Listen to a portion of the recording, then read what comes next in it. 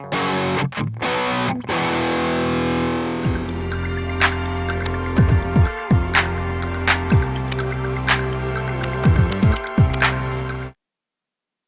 welcome to the video. So today we're going to be taking on our bass element of our song. So this is what we have so far without any bass in there whatsoever. We've got our drums, we've got our sort of pad synthy sounds and a basic simple melody happening. So I'll hit play on this one and let's hear it.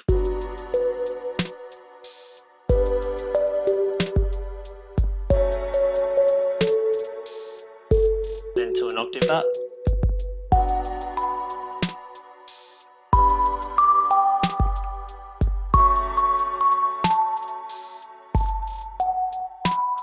Now let's hear it with our current bass line. So we haven't manipulated this since the very beginning. So I'll bring up the MIDI notes just so you can see what's going on there and have a bit of a look at what's actually happening.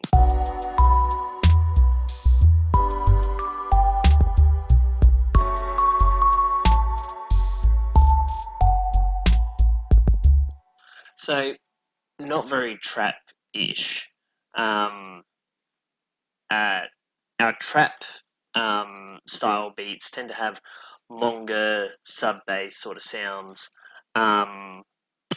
with not a whole bunch of movement. If there is movement, it's generally near the end of the bars or the introduction to the next little segment or chord.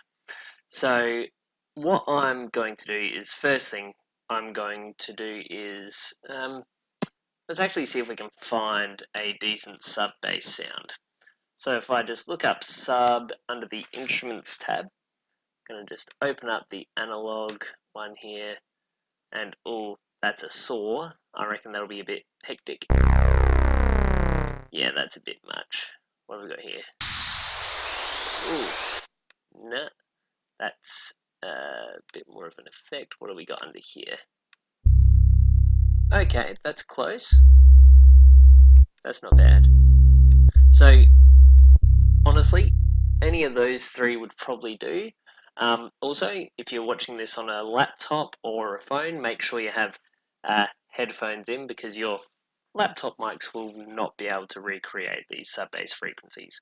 Like, as I'm clicking through these, that's actually playing a note and I can hear it with my headphones.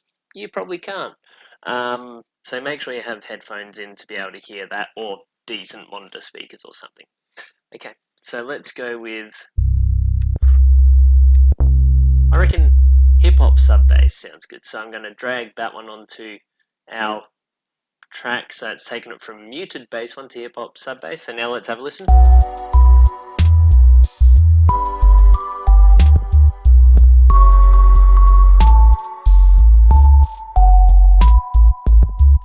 Sounding better already, but and the key thing to note as well is that because it's already sounding somewhat okay, I don't need to actually shift it up or down an octave. There is a chance that if it's sounding too high pitched, like you're listening like, oh, that's not much of a bass sound, you might just need to move things down an octave. So from, if you're in the range of like E2, 3, 4, 5, whatever, bring it down to around the 1 or 0 range for the bass sort of sounds. So first thing I'm going to do is clear, get rid of this note. I'm going to make it a bit less rhythmic and sort of just have a long note there and then another long note. So bum, bum, ba bum, and see what that sounds like just in this first bar. Okay, actually going to give it a bit more space. Remember, it's all about having that space, that intensity, that tension and release as well. So, alright, and now I need to hit that low note real hard.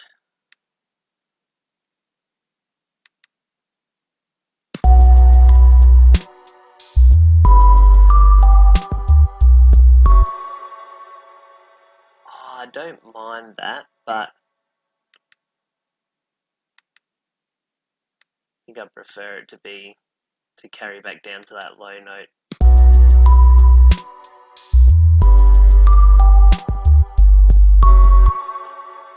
Ooh. I don't mind that, just going to make that a nice long note though.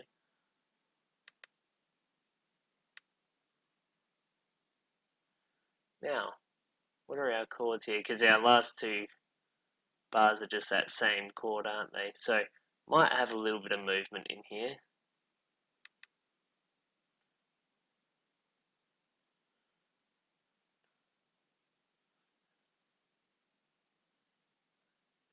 So, it might go...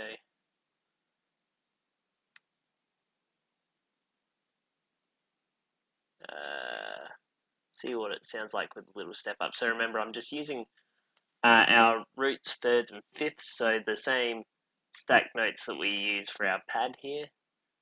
We started off with those here, okay?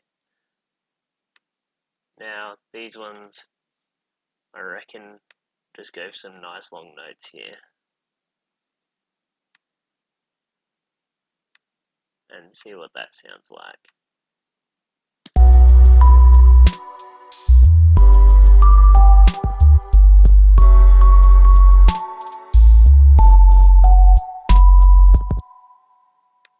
Okay, I don't mind that, but let's make this one a bit longer. Instead of going up to here, let's see if we can go, so F sharp, C sharp, let's see if we go down to a low C sharp instead of a high one.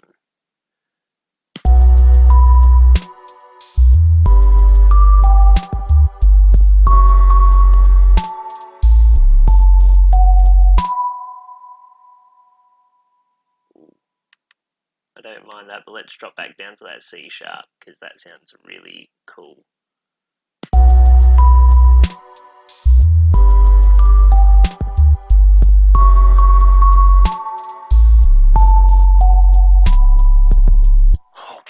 Yeah, nah, awesome. But what it would be like if we drop this F sharp down to F sharp minus one, get that real deep sort of sub going, so that last bar gets real deep. Now remember, like I said, it's all about tension and release, having nice long 808 notes and making sure we have a decent sub sort of sound. Now, take a look at this. Compared to what it was, there's a lot less movement. And honestly, you can have even less. There are a lot of trap songs that have less movement and just having a sub that rumbles almost the whole time. So let's have a listen.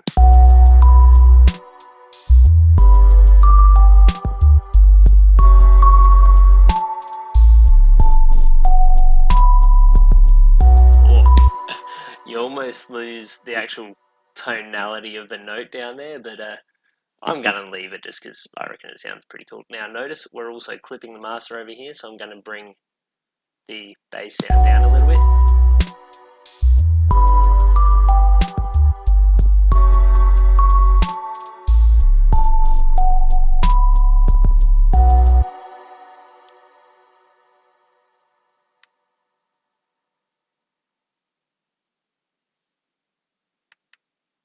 Could almost have it step back up there to have a little leading note to go back to the B.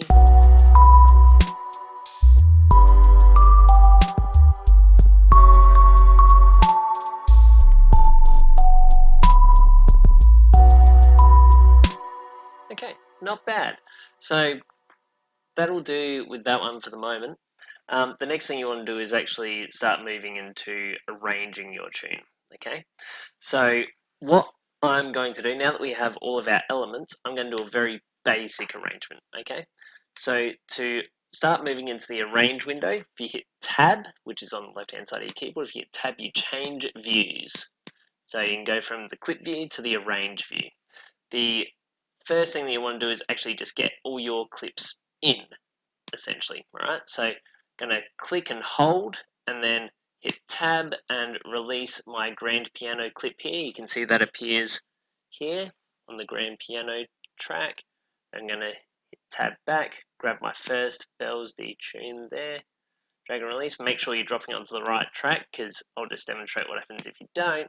It'll still go in, but it'll be on the wrong track. So drop it in on the correct track, 808 core kit, And then apparently my computer's having a heart attack. That's all good. Tab back, and our last one, our sub. Okay. Now, you'll notice if I hit play,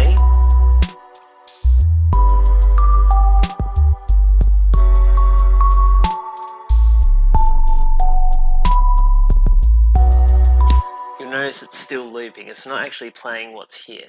So I'm going to hit this little button up here, and then the little red button that normally appears up there, and that puts us into our arrange view and actually plays what's here. So if we hit play now,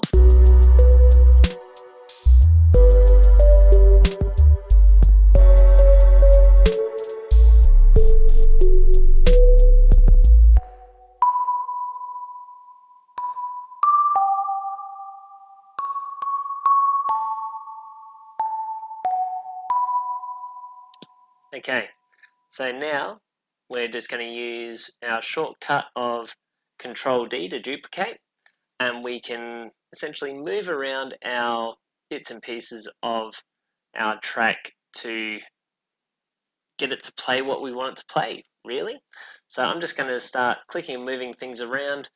Might start our intro off with this here, just have everything except for the bass maybe.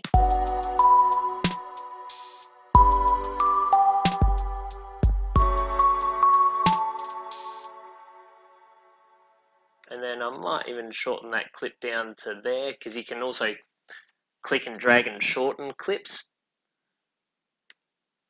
So then I might have it repeat that, and the bass comes in here, then have that repeat. So remember, what we're doing now is essentially just thinking about the form of our song. And you can just have a bit of a verse, chorus sort of situation going on. Just keeping it all nice and basic. Gonna shorten that one as well. And now we'll wrap it off with just a basic turn around to our last little bit here. Our drums carry on except for the end. Okay, so very basic little arrangement, and all I've been using is Control D to duplicate, Control C, Control V to copy and paste, and got our MIDI clips all lined up, leaving a bit of space, and let's see what it sounds like.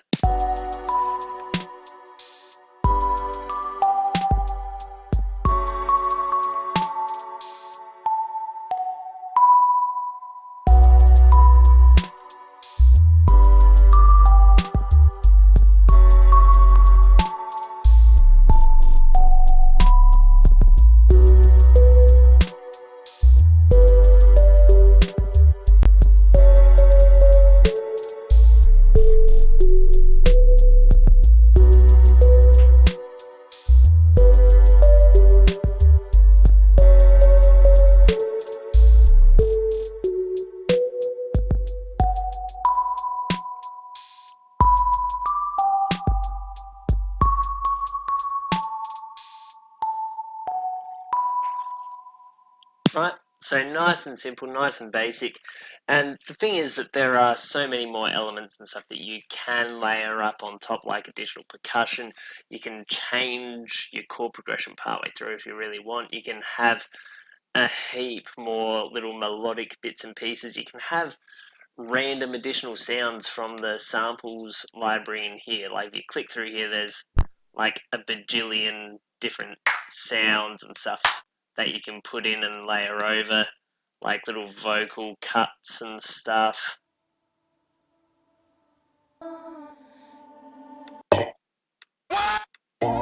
Right? So you can like layer them up and use those on, like anytime you want to use the samples, you can drop them onto the audio track. But we're going to talk about that more in the next time, because we're going to put our trap beat on hold for the moment. And our next video, we're going to start looking at different elements of creating old school hip hop. So hope you've enjoyed this video. Tune in for the next one.